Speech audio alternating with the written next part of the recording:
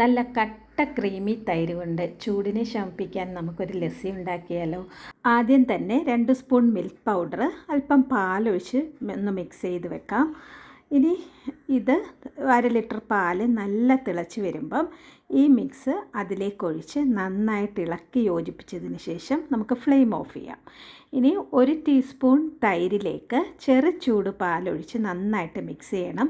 ചെറു ചൂട് പാലിലേക്ക് വേണം നമ്മളിത് ഒഴിച്ചു കൊടുക്കാൻ. നന്നായിട്ട് ഇളക്കി യോജിപ്പിച്ചതിന് ശേഷം ഏത് പാത്രത്തിലാണോ തൈര് ഉറയൊഴിക്കുന്നത് ആ പാത്രത്തിൻ്റെ വശങ്ങളിലൊക്കെ ഒന്ന് തൈര് പുരട്ടിയതിന് ശേഷം പാലൊഴിച്ചൊരു 6 മണിക്കൂർ നമുക്ക് വെയിറ്റ് ചെയ്യാം. ഇപ്പോൾ നല്ല കട്ട ക്രീമി തൈര് റെഡിയായിട്ടുണ്ട്. ഇനി മിക്സിയുടെ ജാറിലേക്ക് 2 ടേബിൾ സ്പൂൺ തൈര്, 2 ടീസ്പൂൺ പഞ്ചസാര, 1 ഏലക്ക, ഐസ് ക്യൂബ് ഇതെല്ലാമായിട്ട് നന്നായിട്ട് അടിച്ചെടുക്കാം. ഇനി ഇതൊന്ന് അലങ്കരിക്കാനായിട്ട് ബദാമും കാഷ്നട്ടും പൊടിച്ച് ചേർക്കാം. ചൂടിനെ ശമിപ്പിക്കാൻ ലസ്സി റെഡി.